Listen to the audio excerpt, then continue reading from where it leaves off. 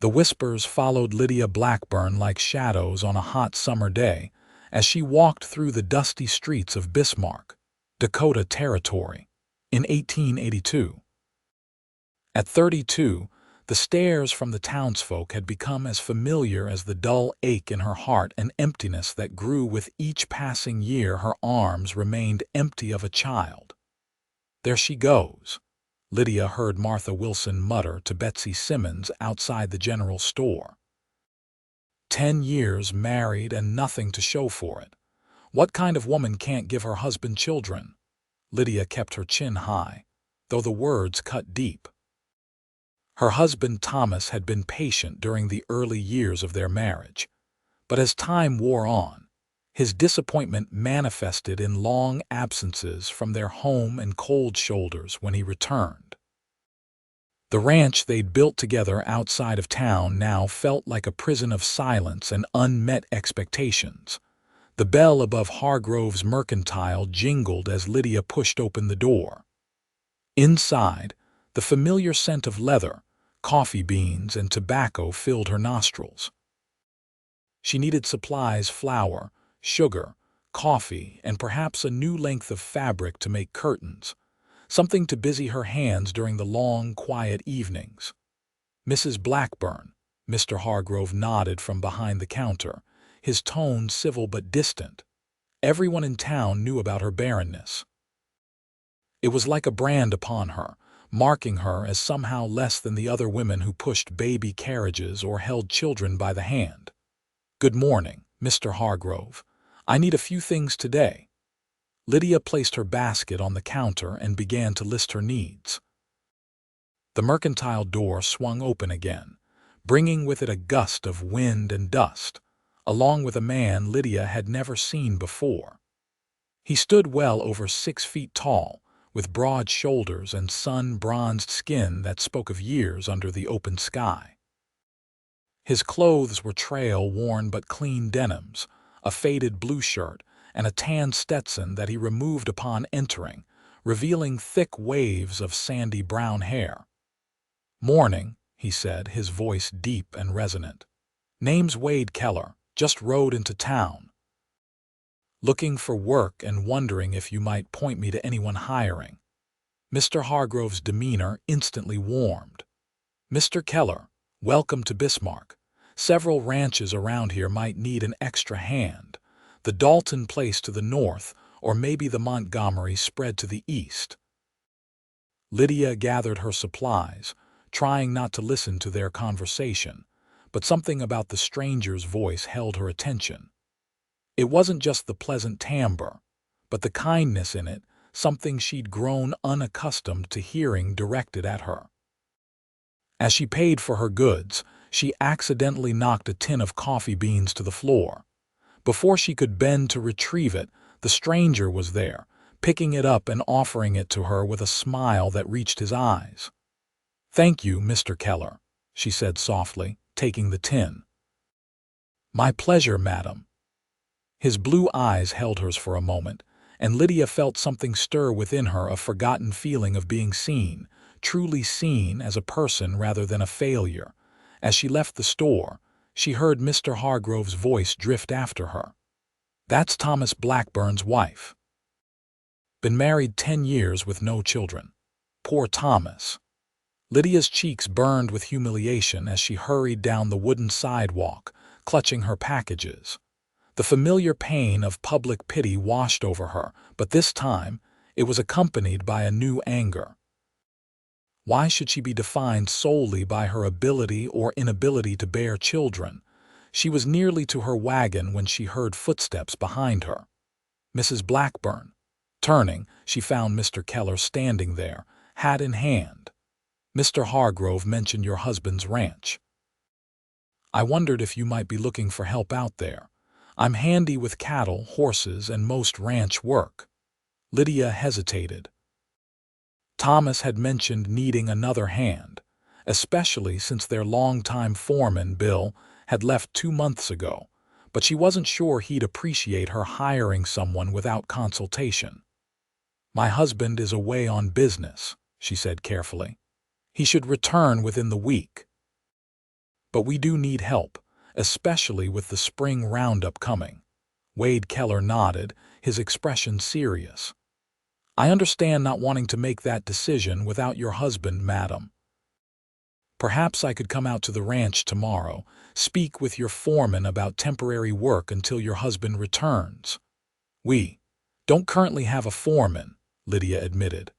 Our last one left unexpectedly. Understanding dawned in Wade's eyes. Then who's running things while your husband's away? I am, Lydia said, a hint of defiance in her voice.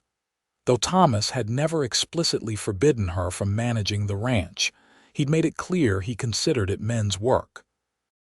But with him gone so frequently these past 2 years, someone had to ensure the cattle were tended and the hands paid. Wade's expression shifted from surprise to something resembling respect. That's quite a responsibility, madam. One I'm capable of handling, Mr. Keller, Lydia replied, more sharply than she'd intended. To her surprise, he smiled. I don't doubt that for a moment. In that case, would you consider hiring me on a trial basis? I can start immediately, and if your husband doesn't approve when he returns, no harm done. Lydia considered the offer. The 3 remaining hands were struggling to manage the herd, and with Thomas gone for at least another week, she could use the help. There was something about Wade Keller that inspired trust, a steadiness in his gaze, perhaps, or the lack of judgment in his manner. Very well, Mr. Keller. We can offer room and board plus wages. The work is hard and the days are long. That suits me just fine, Mrs. Blackburn. I'm not afraid of hard work. As they walked toward her wagon, Lydia felt the eyes of townspeople upon them, no doubt already spinning tales about the Barren woman and the handsome newcomer. But for once, she found she didn't care what they thought. She had a ranch to run. The Blackburn Ranch lay 10 miles outside of Bismarck, a sprawling property of rolling grasslands bordered by cottonwoods along a winding creek. The main house was a substantial 2-story structure built of local timber, with a wide porch wrapping around 3 sides. Nearby stood a barn, bunkhouse, and various outbuildings that comprised the working heart of the ranch. As Lydia drove the wagon up the long drive, Wade rode alongside on his chestnut gelding, taking in the property with an appraising eye. "This is fine land," he commented. "How many head of cattle are you running?" "Nearly 500, Lydia replied. "Though we lost some in the harsh winter." Wade nodded thoughtfully. "And how many hands working now?" "Just 3. Carter, Elijah, and Miguel. Good men, but not enough for a herd this size." As they approached the ranch, a wiry man in his 50s emerged from the barn, eyeing Wade suspiciously. "That's Carter," Lydia explained. "He's been with us the longest. Acts as foreman when my husband's away, though he doesn't much care for the responsibility." She brought the wagon to a halt and Carter approached, touching his hat brim in greeting. "Mrs. Blackburn, didn't expect you back so soon." "Carter, this is Mr. Wade Keller. I've hired him on a trial basis to help until Mr. Blackburn returns." Carter's eyes narrowed slightly as he assessed the newcomer. "We manage all right." "We manage because we're working from sunup past sundown," Lydia countered. "Mr. Keller has experience with cattle. He'll be a welcome addition." After a moment, Carter nodded curtly. "Extra pair of hands never hurts, I suppose. Bunkhouse is over yonder if you want to get settled." Wade dismounted smoothly. "Much obliged. I'll get my things stowed and be ready to work within the hour." As Carter led Wade toward the bunkhouse, Lydia began unloading her supplies from the wagon. Usually, one of the hands would help her, but they were likely out with the herd. She was struggling with a heavy sack of flour when she felt it lighten considerably. "Allow me, Mrs. Blackburn," Wade said, having returned silently. He took the flour and several other heavy items. "Where would you like these?" "The kitchen, please, through the back door."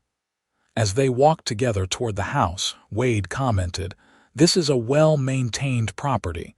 You can tell there's pride in the work here." Lydia felt a small glow of satisfaction. Though Thomas was often gone, she had worked tirelessly to ensure the ranch didn't suffer in his absence. She'd learned to keep the books, manage the hands, make decisions about breeding stock, and handle the myriad details that kept a large ranch functioning. Inside the kitchen, Wade set down the supplies on the large oak table.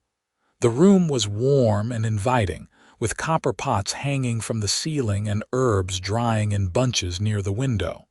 "Thank you, Mr. Keller. I appreciate your help." "Wade, please, madam." "Mr. Keller makes me feel like I should be looking over my shoulder for my father." Lydia allowed herself a small smile. "Very well, Wade, I'm Lydia." A moment of companionable silence settled between them, then Wade cleared his throat. "I'd best get to work."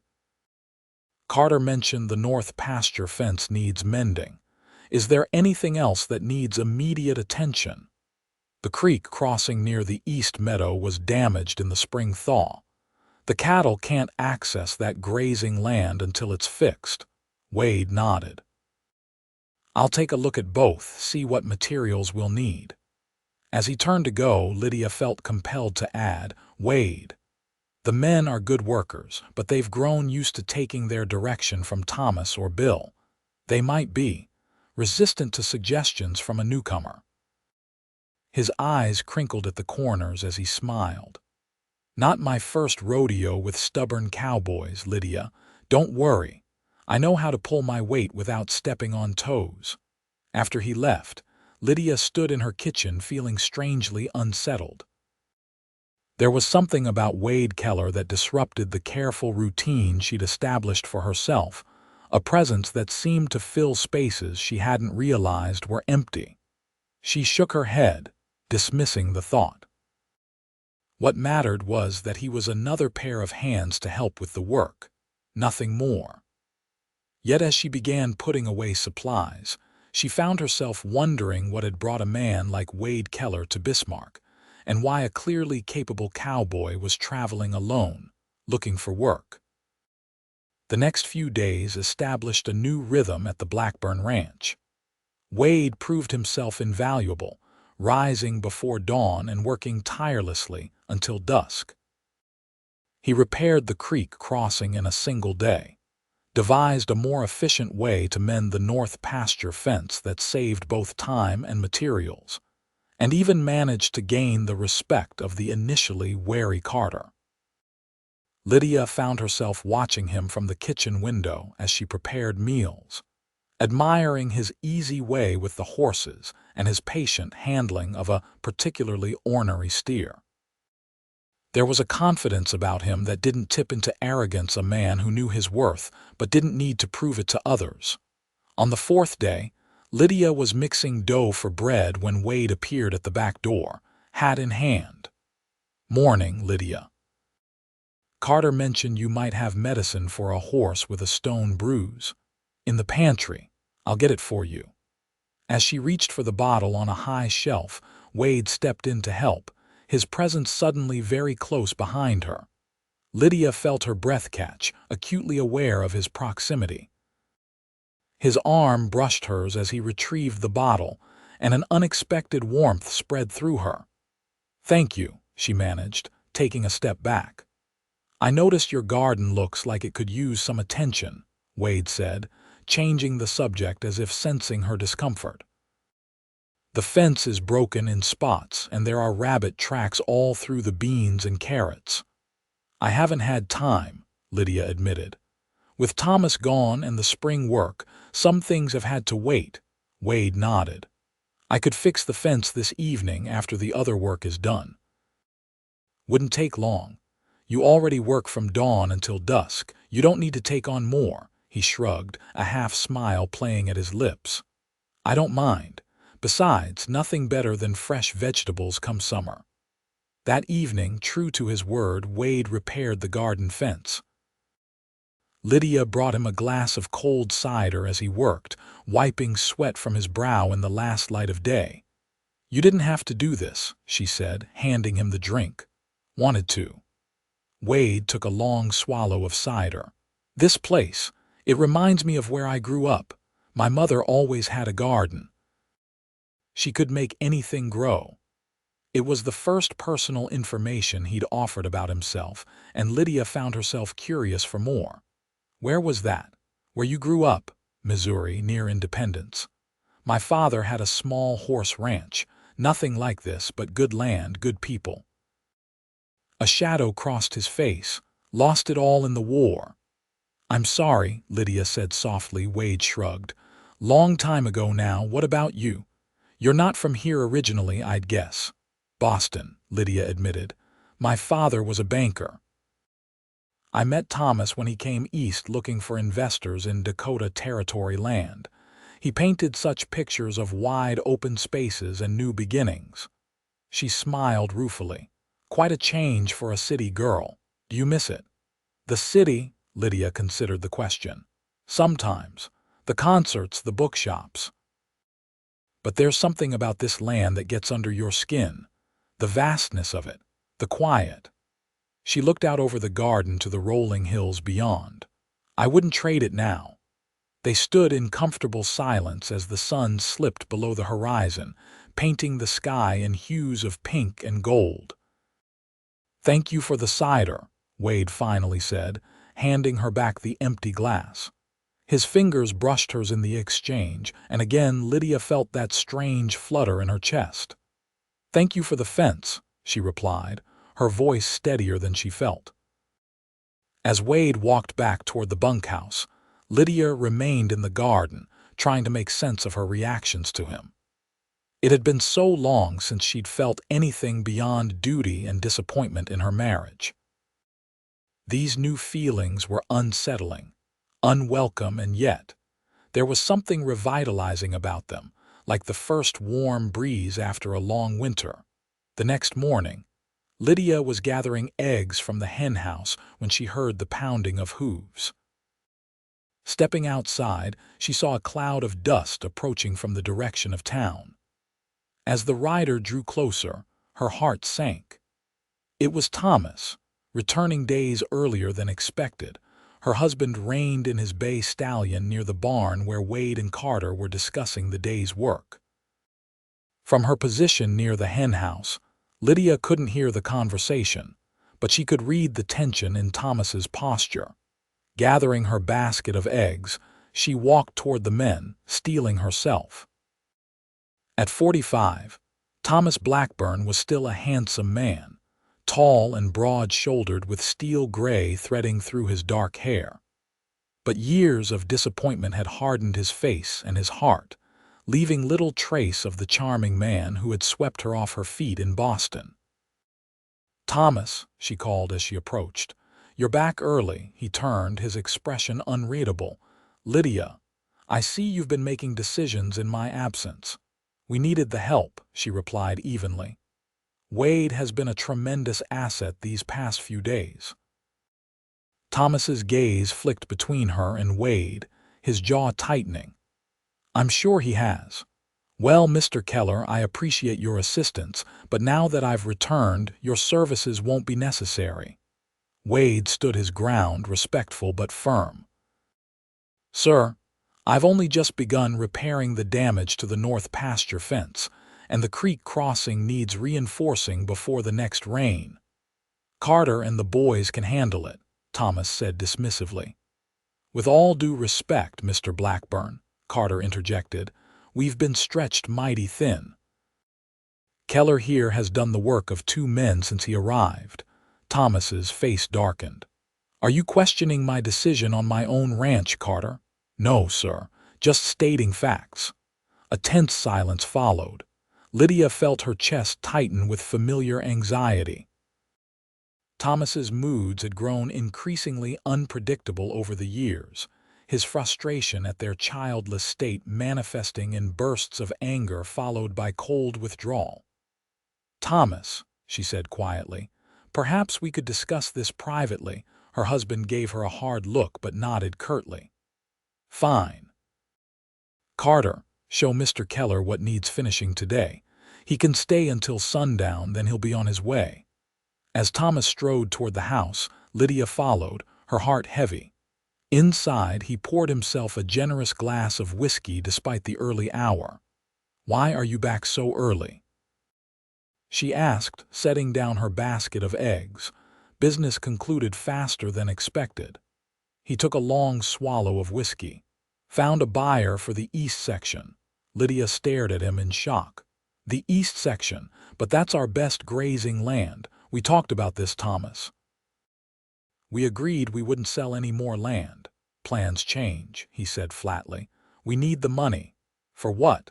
"The ranch is profitable. We don't need to sell land to stay afloat." Thomas slammed his glass down on the table. "Don't presume to understand the finances, Lydia. This is my decision to make." "Our decision," she corrected, surprising herself with her boldness. "This is our ranch, Thomas. We built it together." He laughed, a harsh sound without humor. "Together? What exactly have you contributed, Lydia? Not children to inherit it, not connections to help it grow. You keep house and plant flowers while I do the real work." His words struck like physical blows. Lydia took a step back, feeling as though the air had been knocked from her lungs. "That's unfair," she managed finally. "I've run this ranch while you've been gone, which is most of the time lately. I've kept the books, managed the hands, made decisions that have saved us money and improved our stock. And hired drifters without consulting me," Thomas shot back. "Wade is a good worker. Even Carter says so, and you know how particular he is." "Wade, is it?" Thomas's voice took on a dangerous edge. "Awfully familiar with a man you've known less than a week." Lydia felt heat rise in her cheeks. "Don't be ridiculous, Thomas.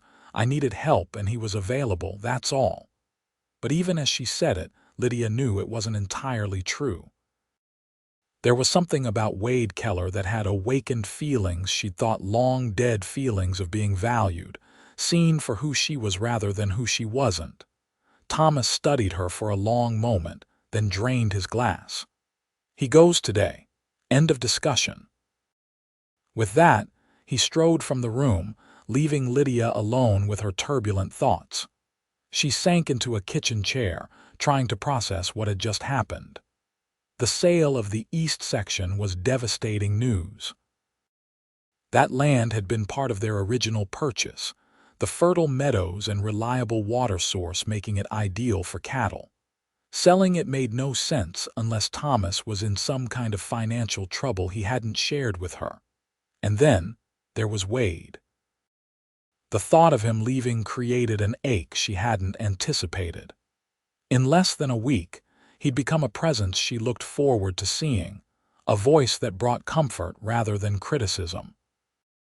It was foolish. She knew he was an employee, nothing more, and her husband's return meant a return to reality. A soft knock at the back door interrupted her thoughts. Wade stood there, hat in hand, looking uncomfortable. "I'm sorry to disturb you, Lydia, but I wanted to say goodbye properly. Mr. Blackburn has made it clear my time here is done." Lydia rose, smoothing her apron with nervous hands. "I'm sorry, Wade. Thomas can be set in his ways. No need to explain, it's his ranch." Wade hesitated, then added, "I wanted to thank you for the opportunity. It's a fine place you have here. You've done a remarkable job maintaining it." His words, so contrary to Thomas's dismissal of her contributions, brought unexpected tears to her eyes. She blinked them back, unwilling to show such vulnerability. "Where will you go?" she asked, her voice steadier than she felt. "There's work in Montana, I hear. Cattle drives needing experienced hands." "Montana is far." Wade's eyes held hers. "Distance is relative out here. Paths have a way of crossing again." The air between them seemed to thicken with unspoken words. Lydia knew she should step back, end the conversation, but something held her in place. "I hope they do," she said finally. the words barely above a whisper. Wade nodded, his expression gentle. "Take care of yourself, Lydia Blackburn. Remember, a garden needs tending, but so does the gardener." With that enigmatic statement, he touched his hat brim and was gone, leaving Lydia with a hollowness in her chest that felt strangely like grief. The weeks following Wade's departure were some of the hardest Lydia had experienced at the Blackburn Ranch. Thomas remained distant, spending most days in town supposedly finalizing the sale of the east section, though Lydia suspected the saloons held more appeal than the lawyer's office. When he was home, his mood alternated between brooding silence and sharp criticism of everything from the temperature of his coffee to the state of the barn. The hands, sensing the tension, kept their distance from the main house. Only Carter occasionally sought Lydia out, updating her on the cattle and the progress of repairs that moved much slower without Wade's efficient help. "Miss his extra hands," Carter admitted one evening as Lydia paid out the weekly wages. "Got more done in 5 days than some men do in a month." "Yes," Lydia agreed, not trusting herself to say more. She'd caught herself looking for Wade's tall figure among the men more times than she cared to admit, a habit she was trying desperately to break. On a warm afternoon in late May, Lydia was in town replenishing supplies when she overheard a conversation that made her blood run cold. "Thomas Blackburn's in deep with Harlan Price," one man murmured to another outside the bank. "Gambling debts. Heard he lost $500 in one night last week." "That explains selling off that prime grazing land," his companion replied. "Shame.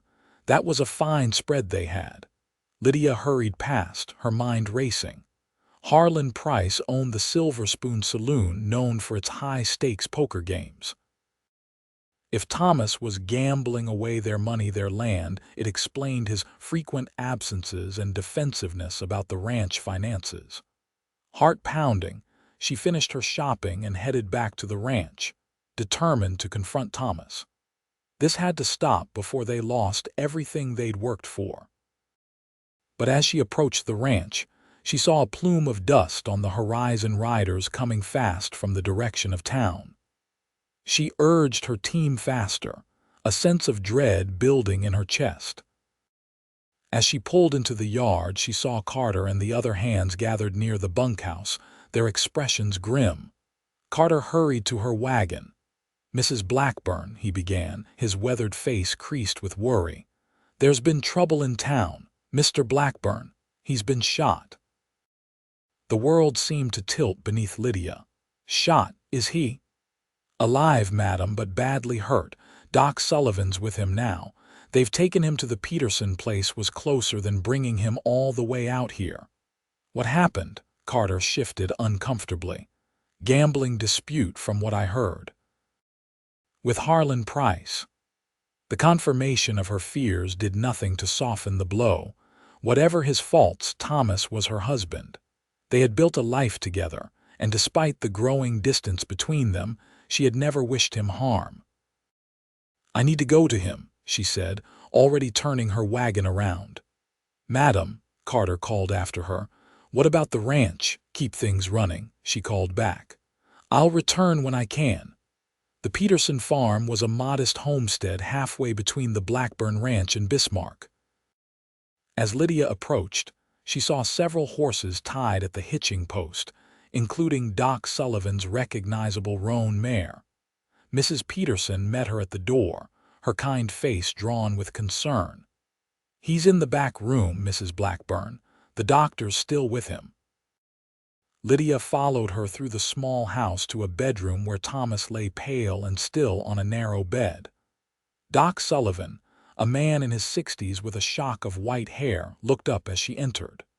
"Mrs. Blackburn," he acknowledged grimly, "your husband's condition is serious." The bullet entered his right side, missing his heart but causing significant internal damage. "I've done what I can, but—" "Will he survive?" Lydia asked, her voice sounding distant to her own ears. The doctor sighed. Hard to say. The next 24 hours will be critical. He's lost a lot of blood and there's risk of infection. Lydia moved to Thomas's bedside. His face was ashen, a sheen of sweat on his brow despite the coolness of the room. His breathing was shallow and labored. "Can he hear me?" she asked softly. "Possibly. He drifts in and out of consciousness. Talk to him if you wish. Familiar voices sometimes help." As the doctor stepped outside to give her privacy, Lydia sank into a chair beside the bed. She took Thomas's hand, once so strong, now limp and cool in hers. "Thomas," she said quietly, "I'm here." His eyelids fluttered but didn't open. Lydia continued speaking, her words falling into the silence of the room. "You need to fight, Thomas. The ranch needs you. She hesitated. "I need you." But did she? The thought came unbidden, shocking in its clarity. Their marriage had become a hollow thing, sustained by habit and shared property rather than love or respect. Yet the idea of Thomas dying, of being left alone with the ranch and the whispers of the town, filled her with dread. She remained at his side through the night, dampening his brow with cool cloths when fever set in, helping the doctor change his bandages, speaking softly to him during moments of restlessness. As dawn broke, Doc Sullivan returned, looking haggard from his own night's vigil. "He's holding on," he told Lydia. "That's a good sign, but he's not out of danger yet." "What about moving him? To our ranch or to town?" The doctor shook his head. "Too risky for now. The Petersons have generously offered to let him stay until he's stable enough to travel." Days stretched into a week, then two. Lydia divided her time between Thomas's bedside and the ranch, where problems multiplied in her absence. A section of fence had been trampled by a startled herd during a thunderstorm. 2 calves had been lost to wolves. Carter was doing his best, but the burden of managing both the ranch and a critically ill husband was taking its toll on Lydia. On a particularly trying day, after discovering that the vegetable garden she'd neglected had been all but destroyed by rabbits, Lydia found herself in tears of exhaustion and frustration. She sat on the back porch steps, face buried in her apron, allowing herself a rare moment of weakness. "Mrs. Blackburn." The familiar voice jolted her upright. Wade Keller stood a few yards away, looking concerned. He wore the same clothes she remembered, perhaps a bit more trail-worn, and his face was tanned from days in the sun. "Wade." She quickly wiped her eyes, embarrassed to be caught crying. "What are you doing here? Heard about your husband in a town up north. Thought you might need an extra hand around the place." He gestured to the neglected garden. "Looks like I was right." Lydia stared at him, a complicated mix of emotions washing over her: relief, gratitude, and something deeper she didn't dare name. "I can't pay much," she said finally. "Thomas's medical expenses." Wade waved away her concern. "Room, board, and fair wages when you can manage it is all I ask." "I was heading back this way anyhow." It was a kind lie, and they both knew it. Montana was north and west, not south toward Bismarck. Wade had come back for her to help her, and the realization made her breath catch. "Carter will be glad to see you," she said, rising from the steps. "We all will." Wade smiled, the expression warming his blue eyes. "How is your husband?" "Improving, but slowly. The doctor says it will be weeks before he's well enough to return home and months before he's back to full strength." She hesitated, then added, "If you're concerned about his reaction to your return, he's in no condition to object." "I'm not worried about Thomas Blackburn," Wade said quietly. "Only about his wife, who looks like she hasn't slept in days." The simple observation, spoken with genuine concern, nearly undid Lydia's composure again. It had been so long since anyone had worried about her welfare rather than what she could do for them. "I'm managing," she said, straightening her shoulders. Never doubted that for a minute, Wade replied. But even the strongest need help sometimes. And help he did. Over the next few weeks, Wade slipped back into the rhythm of the ranch as if he'd never left. Under his guidance, the hands repaired the broken fences, rounded up strays, and even rebuilt the garden enclosure, making it sturdy enough to withstand the most determined rabbits. Lydia continued to divide her time between the ranch and Thomas's sick, though as his condition stabilized, her visits became shorter and less frequent. She told herself it was because she was needed more at the ranch, but in her heart, she knew it was also because the distance between her and Thomas had only grown wider during his convalescence. On the rare occasions when he was lucid, Thomas spoke only of the ranch, what needed to be done, what decisions she should make. Never once did he mention missing her or express gratitude for her care. It was as if their marriage had become solely a business arrangement, devoid of affection or intimacy. In contrast, her interactions with Wade had taken on a warmth that both comforted and unsettled her. They often worked side by side in the evenings, Lydia at the kitchen table with the ranch accounts, Wade cleaning tack or mending harnesses by the fire. They talked of books they'd read, places they'd seen, dreams they'd harbored. In those quiet hours, Lydia found herself laughing for the first time in years, rediscovering parts of herself she'd thought long buried. One evening, as they sat on the porch watching a spectacular sunset paint the prairie in gold and crimson, Wade asked, "You ever regret it?" Coming west with Thomas, Lydia considered the question carefully. "No," she said finally. "Despite everything, I love this land. It's become part of me in a way Boston never was." "And Thomas?" She tensed slightly. "That's a complicated question." Wade nodded, not pressing further. After a moment, he said, "My father used to say that people are like land, some rich and fertile, ready to nurture whatever's planted, others rocky and difficult but worth the effort for what they can yield." "And which am I?" Lydia asked, surprising herself with her boldness. Wade's eyes met hers, his gaze steady. "You're the richest kind of land, Lydia Blackburn, deep and true, capable of sustaining life even when others have given up on you." His words touched something profound within her, a wound that had been festering for years, exposed now to light and air. The wound of being judged for her barrenness, defined by what she couldn't give rather than all that she was. "Most people would disagree with that assessment," she said quietly. "A woman who can't bear children isn't considered rich by any measure." "Most people are fools," Wade replied simply. "Children are a blessing, sure enough, but they're not the only measure of a person's worth. You've built this ranch alongside your husband. You've turned a house into a home. You've shown kindness and resilience when others might have broken.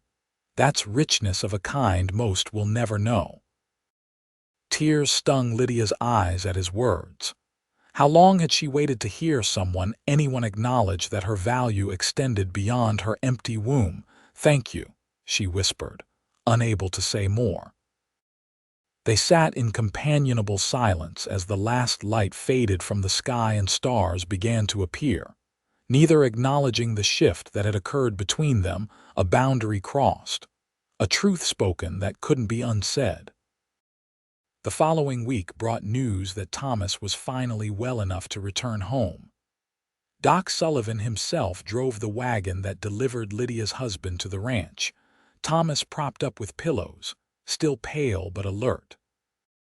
Wade made himself scarce as the hands helped Thomas into the house and settled him in the downstairs guest room, converted now for his recovery. Lydia busied herself arranging his medicines, preparing broth, ensuring his comfort, but beneath her efficient movements lay a current of anxiety. Having Thomas home would change the delicate balance that had developed in his absence, a balance that included Wade's growing presence in her life. That evening, after Thomas had been settled and fallen into an exhausted sleep, Lydia found Wade in the barn, brushing down his chestnut gelding. "He's home," she said simply. Wade nodded, not pausing in his rhythmic strokes. "How is he? Weak? Irritable?" "The doctor says he needs to rest completely for at least another month, and then," Lydia leaned against a post, suddenly tired. "I don't know, Wade. Before this happened, we were hardly speaking. He was gambling away our land. Now he's home, dependent on me for everything, and You're not sure how you feel," Wade finished for her. "He's my husband," she said softly, "for better or worse." Wade finally stopped brushing the horse and turned to face her. "And has there been much better lately, Lydia?" The directness of his question startled her. "That's not fair. He's been injured. Nearly died." "I'm not talking about since the shooting. I'm talking about before. The way he left you alone to manage this place while he was in town gambling. The way he dismissed your contributions. The way he's let you shoulder the blame for having no children, as if that were solely your burden to bear." His words hit with the force of truth, leaving Lydia momentarily speechless. No one had ever spoken so plainly about her marriage, named so exactly the hurts she'd endured in silence. "It's not that simple," she finally managed. "Isn't it?" Wade stepped closer. "You deserve happiness, Lydia. Real happiness, not just duty and obligation. And you think you can give me that?"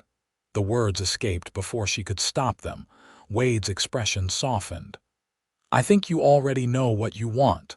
The question is whether you're brave enough to reach for it." He was close enough now that she could feel the warmth radiating from him, smell the clean scent of hay and leather that clung to his clothes. For one wild moment, Lydia thought he might kiss her, and worse, that she might let him. Instead, she took a step back. "I need to check on Thomas." Wade nodded, understanding and something like resignation in his eyes. "Of course. Good night, Lydia." As she walked back to the house, Lydia's mind was in turmoil. Wade's words had given voice to thoughts she'd barely allowed herself to acknowledge: that her marriage had become a hollow shell, that she deserved more than what Thomas had given her these past years. But was that justification for the feelings she was developing for another man? For contemplating a future different from the one she'd committed to before God and community?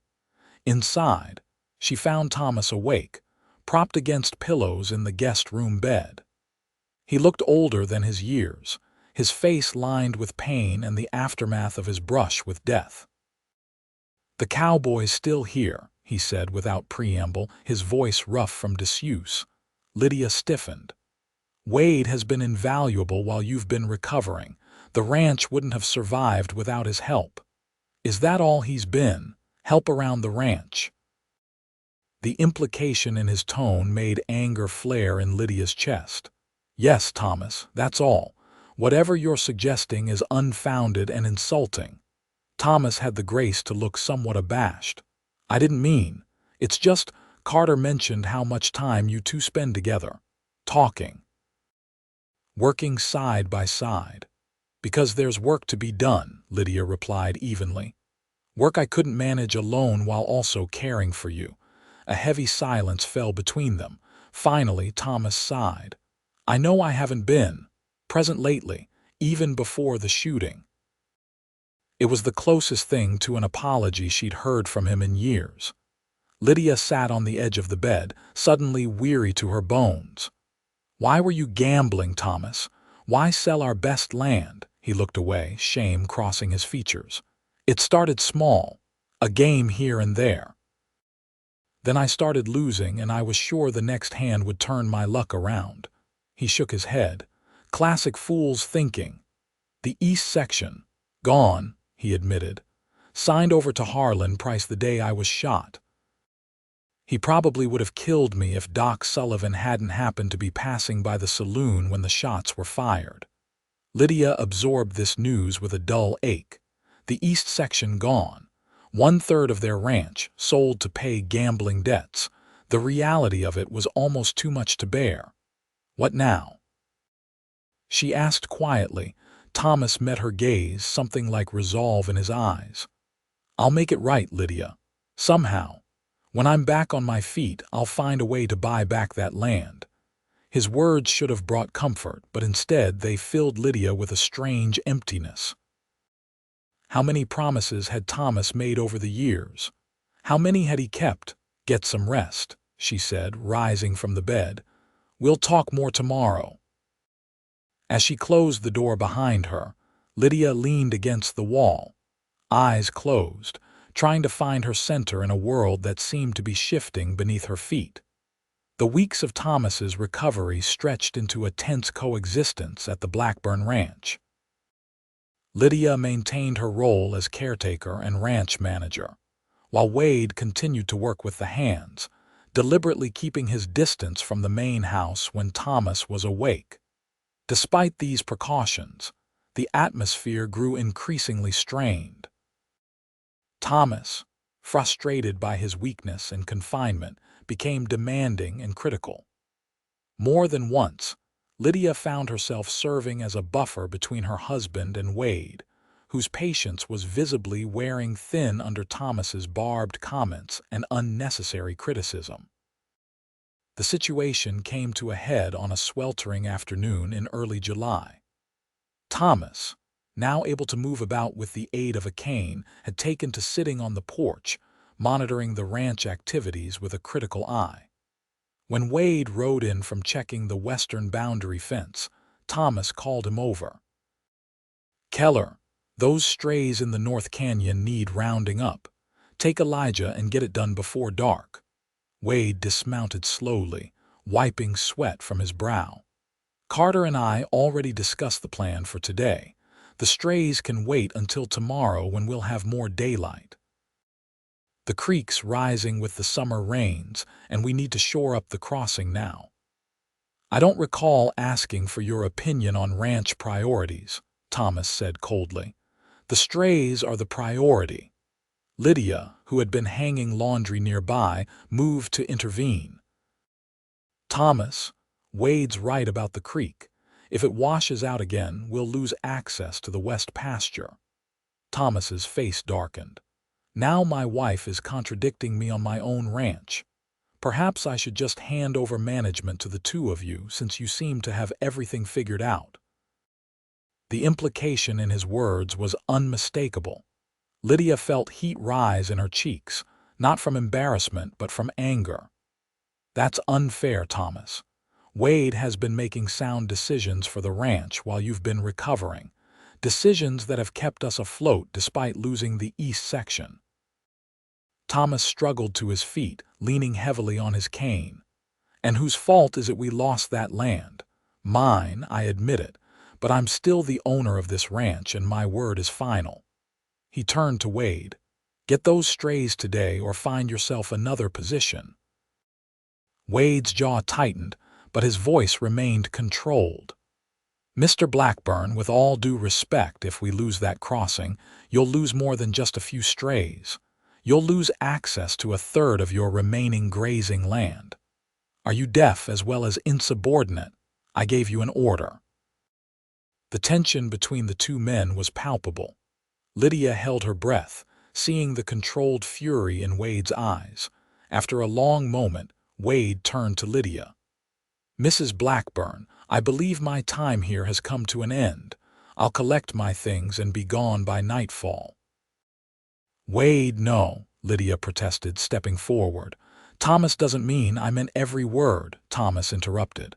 "Mr. Keller has overstayed his welcome. It's time he moved on." Wade nodded curtly. "As you wish." He turned to Lydia, his expression softening slightly. "Thank you for your kindness, Mrs. Blackburn. I wish you all the best." With that, he led his horse toward the barn, his back straight and shoulders set with quiet dignity. Lydia rounded on Thomas, no longer caring about maintaining appearances. "How dare you? Wade has worked tirelessly for this ranch for us while you've been recuperating. He stayed when others would have left, helped when we most needed it, and this is how you repay him." He stayed for the ranch, did he? Thomas's voice was dangerously quiet. Are you certain it wasn't for something else entirely? The implication struck Lydia like a physical blow. What exactly are you suggesting, Thomas? I've seen the way he looks at you, the way you look at him. Do you think I'm blind as well as infirm? Lydia fought to control her trembling. There has been nothing inappropriate between Wade and myself. Nothing. But he has shown me more respect and consideration in the few weeks he's been here than you have in years. The truth of her words hung in the air between them. Thomas's face paled. Whether from pain or the impact of her statement, Lydia couldn't tell. Go after him if that's what you want, Thomas said finally, his voice hollow. Perhaps you'll have better luck giving him children than you did with me. The cruelty of the remark left Lydia speechless. Without another word, she turned and walked away, tears burning behind her eyes but refusing to fall. She would not give Thomas the satisfaction of seeing her cry, not after such deliberate unkindness. She found Wade in the bunkhouse, packing his few possessions into a worn saddlebag.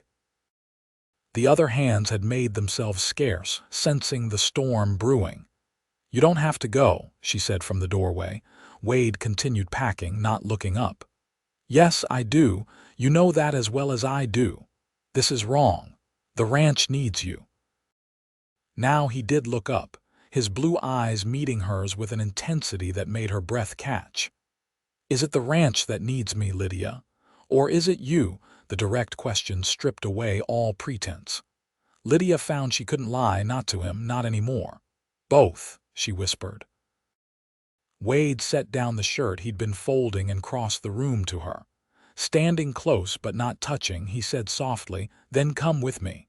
For a moment, Lydia couldn't process his words. "What? Come with me," he repeated. "We could start fresh somewhere else. Montana, Oregon, wherever you want. I have some savings, enough to buy a small spread of our own." The offer was so unexpected, so breathtaking in its simplicity and its implications, that Lydia felt light-headed. "Wade, I'm married. Whatever problems Thomas and I have, I made vows." "Vows go both ways," Wade said gently. "Has Thomas honored his, to love and cherish you, to forsake all others, including gambling tables that cost you your land?" His words pierced straight to the heart of her dilemma. Had Thomas broken their marriage vows long before this moment? Had the covenant between them already been severed by years of neglect, criticism, and absence? "I need time," she said finally. "This isn't a decision I can make in a moment." Wade nodded, understanding in his eyes. "I'll be at the Carson Creek campsite about 5 miles north of town. I'll wait there 3 days. After that, I'll have to move on." He hesitated, then added, "Whatever you decide, Lydia, know that you've changed me. Reminded me that there's more to life than just drifting from one job to the next, that there are things people worth staying for." He lifted his hand as if to touch her face, then let it fall back to his side. With a final nod, he returned to his packing, leaving Lydia standing in the doorway with her world tilted on its axis. That night, after a silent, tension-filled dinner with Thomas, Lydia lay awake in her bedroom, mind racing. The thought of leaving, of abandoning her marriage, her home, everything she'd built here filled her with equal parts terror and exhilaration. What would people say? How would she face the scandal, the judgment? And yet, the alternative remaining in a loveless marriage, watching the ranch crumble under Thomas's mismanagement, growing old with only bitterness and regret for company, seemed suddenly unbearable. By morning, she'd made no decision. She went through her daily routine mechanically, feeding the chickens, preparing Thomas's breakfast, checking the garden. But her thoughts were 5 miles north at Carson Creek, where Wade waited for her answer. As she was hanging laundry, Martha Wilson and Betsy Simmons rode up in a buggy, their faces alight with the anticipation of fresh gossip. Lydia steeled herself, plastering on a polite smile as the women approached. "Lydia, dear," Martha called, too loudly for the quiet morning. "We heard your hired hand left quite suddenly yesterday. Such a shame after all he did for the ranch while poor Thomas was recovering." There was an insinuation in her tone that made Lydia's skin crawl. How quickly news traveled in Bismarck. "Yes, Wade has moved on to other opportunities," she replied evenly. "Thomas is well enough now to resume management of the ranch." "Is he?" Betsy's eyebrows rose skeptically. "We heard he can barely walk without assistance. How will he manage a ranch in that condition?" "With help from our other hands," Lydia said firmly. "Now, if you'll excuse me, I have work to do." But Martha wasn't ready to leave. "Such a pity about your situation, dear. 10 years married and no children to help with the ranch work, and now with Thomas injured. Well, it must be very difficult for you both." The familiar pain of such comments had lost its sting, replaced now by a smoldering anger. Lydia straightened, looking both women directly in the eye. "My worth isn't measured by the children I haven't borne," she said quietly but firmly. "I've built this ranch alongside my husband. I've managed it alone while he was recovering. I've created a home and a livelihood here. That's richness of a kind most will never know." She recognized the words as Wade's, but they had become her own truth, now a shield against the barbs that had pierced her for so long. Martha and Betsy exchanged startled glances, clearly taken aback by Lydia's uncharacteristic assertiveness. They made hasty excuses and departed, no doubt eager to report on this strange new development in the Blackburn household. As their buggy disappeared down the drive, Lydia felt something shift within her, a clarity she hadn't expected. Wade's words about her worth had taken root, flowering into a newfound sense of self that couldn't be diminished by others' judgments. That afternoon, as thunder rumbled in the distance, she sat at the kitchen table writing 2 letters. The first was to Thomas, explaining her decision and her reasons for it. Not assigning blame, but acknowledging the truth of their situation, that they had become strangers sharing a home, that whatever love had brought them together had withered away long ago. She left instructions for the running of the ranch and a promise to send word once she was settled. The second letter was harder to write. It was addressed to her parents in Boston, whom she hadn't seen in 8 years. She explained her separation from Thomas as gently as possible, aware that they would be shocked and disappointed. But she also wrote of her hopes for a new beginning, a life built on mutual respect and genuine affection, rather than duty and obligation. As she sealed the envelopes, rain began to fall, pattering against the roof in a soothing rhythm. Thomas was napping in the guest room. The laudanum Doc Sullivan had prescribed, making him sleep deeply through most afternoons. Lydia packed quickly and efficiently only what she could carry in a single trunk. Clothing, a few books, her mother's silver hairbrush, the quilt her grandmother had made for her wedding. Practicality dictated leaving behind most of her possessions, but sentiment allowed for these few treasures. She left Thomas's letter on the kitchen table where he would find it upon waking. Then, with a final glance around the home she had lovingly created and would now abandon, she slipped out into the rain. Carter was in the barn, repairing a harness when she entered. He took one look at her traveling clothes and the small trunk she carried and nodded slowly. "Heading out, Mrs. Blackburn?" "Yes," she said simply. "I'd like to borrow the bay mare if that's all right. I'll send word where to collect her once I'm settled." Carter studied her for a long moment, then nodded again. "She's a good horse, steady in all weather." He hesitated, then added, "Been working this ranch 10 years. Seen how things have changed between you and Mr. Blackburn. Can't say I blame you for seeking something better." His understanding, so unexpected and freely given, brought tears to Lydia's eyes. "Thank you, Carter. Will you look after him, at least until he's fully recovered?" "I will," the old cowboy promised. "He's a hard man, but he gave me work when others wouldn't. I owe him that much." As Carter helped her saddle the mare and secure her trunk, the rain intensified, drumming on the barn roof. Lydia pulled on a heavy oilskin coat and secured her bonnet. "Weather's turning bad," Carter observed, glancing at the darkening sky. "Maybe wait till morning." Lydia shook her head. "If I don't go now, I might lose my resolve."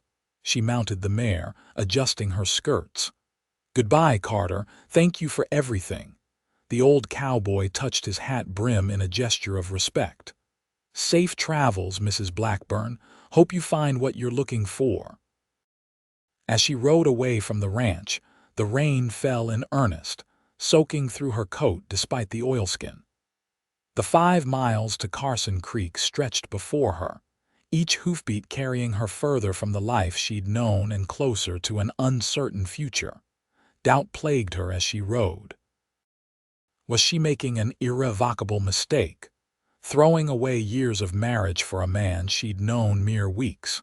What if Wade had already left, unwilling to wait in the worsening storm? What if she found the campsite empty, her sacrifice for nothing? By the time she reached Carson Creek, twilight was falling, the rain still coming down in sheets. The creek itself had risen considerably, its normally placid surface now a churning, muddy torrent. Lydia guided her horse carefully along its bank, scanning the area for signs of Wade's camp. Finally, through the curtain of rain, she spotted the glow of a campfire beneath a stand of cottonwoods. Her heart leapt at the sight. He had waited despite the storm. As she approached, Wade emerged from the shelter of the trees, surprise and then joy spreading across his features when he recognized her. "Lydia," he hurried forward, taking the mare's reins. "I didn't expect you in this weather." She dismounted, legs stiff from the ride. "I couldn't wait," she said simply. "I've made my decision." Wade searched her face, rain streaming down both their cheeks. "You're sure about this? There's no going back once we leave." "I'm sure," Lydia replied, and in that moment she truly was. The doubt that had plagued her on the ride fell away, replaced by a certainty that burned bright despite the storm. "I want a chance at happiness, Wade. Real happiness. With you." The smile that broke across his face was like sunrise after the longest night. Without a word, he drew her into his arms, his lips finding hers in a kiss that washed away years of loneliness and hurt. Lydia melted into him, feeling for the first time in years that she was exactly where she belonged. When they finally broke apart, Wade rested his forehead against hers. "You're soaked through. Come on, I've got a lean-to set up that's mostly dry." He led her and the mare to his camp, where a canvas shelter had been erected between the trees. Inside, it was simple but dry bedroll, saddlebags, coffee pot nestled in the remains of a small fire. "Not exactly the comforts of your ranch house," Wade said apologetically as he helped her out of her wet coat. Lydia laughed, a sound of genuine happiness that surprised even her. "It's perfect." They spent that night huddled together beneath Wade's blankets and Lydia's grandmother's quilt, listening to the storm rage around their small shelter.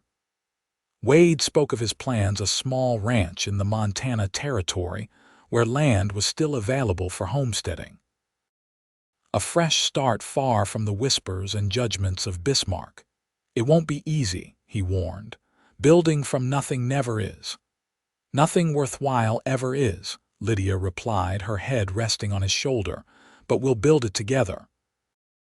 Morning brought clearing skies and the decision to leave immediately for Montana.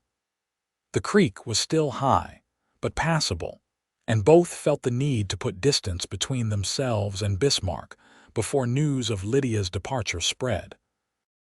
As they packed up camp, Wade asked the question that had been on his mind.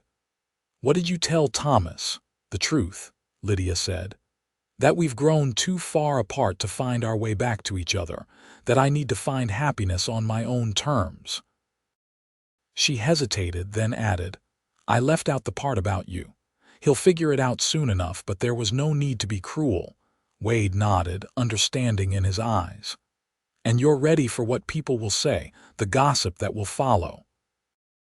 Lydia thought of Martha Wilson and Betsy Simmons, of the whispers that had haunted her for years.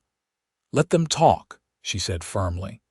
"Their opinions stopped mattering to me the moment I realized my own worth isn't defined by their expectations." Wade smiled, pride evident in his expression. "Have I told you lately that you're the richest woman I know?" "You might have mentioned it," Lydia replied, returning his smile. "Though I believe my true wealth is just beginning." With their belongings secured and the horses saddled, they set out northward, leaving behind the only life Lydia had known for the past decade. The decision should have felt momentous, terrifying in its finality. Instead, as they rode side by side into the morning sun, Lydia felt lighter than she had in years, unburdened by the weight of others' judgments and expectations.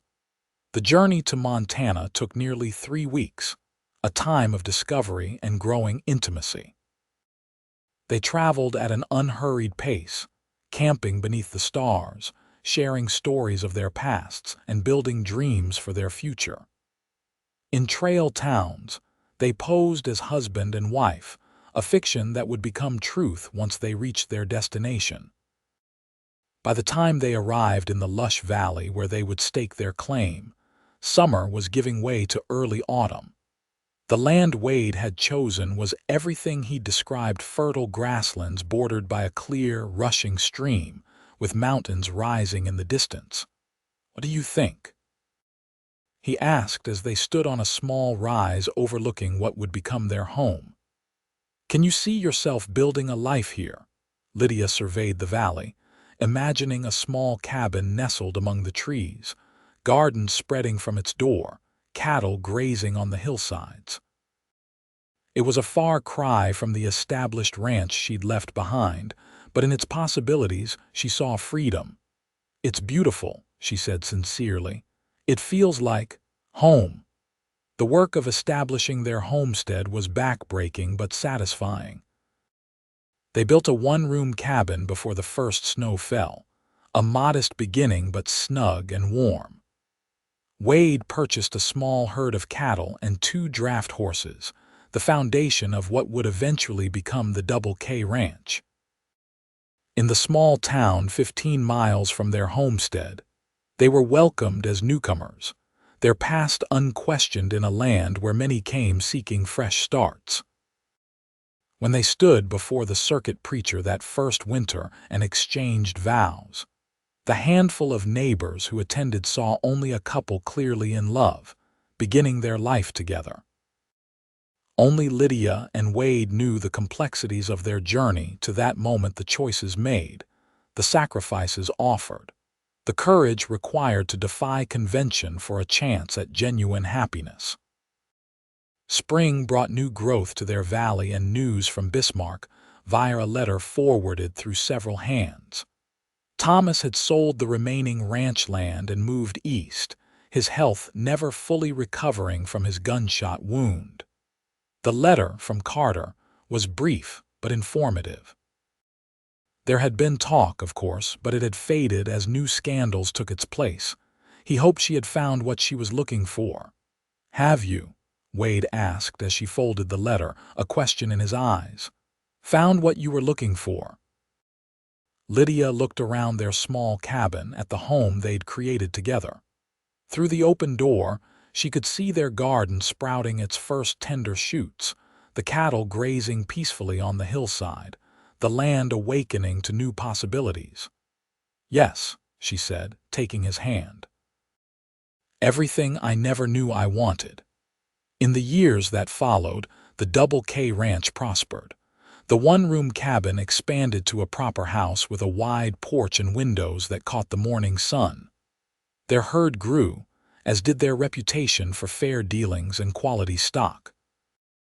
Though Lydia never bore children of her own, their home was far from empty. They took in a young brother and sister orphaned by a harsh winter, raising them as their own. Later, a teenage boy who'd lost his family in a river crossing joined their household, his skill with horses making him an invaluable part of the ranch. On a warm evening in their 5th year on the homestead, as they sat on the porch watching the sun set over their valley, Wade reached for Lydia's hand. "I've been thinking," he said, a smile playing at the corners of his mouth. "For a barren woman, you've managed to fill this home with quite a family." Lydia laughed, squeezing his hand. Inside, they could hear the children no longer children, really setting the table for dinner, their voices raised in good-natured argument. "I had a good teacher," she replied.